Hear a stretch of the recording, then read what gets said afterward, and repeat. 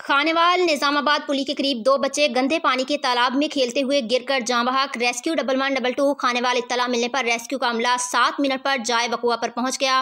Khanewal rescue के गोताखोरों ने 2 बच्चों की लाशें गंदे पानी के तालाब से निकालकर वरसा के हवाले कर दी।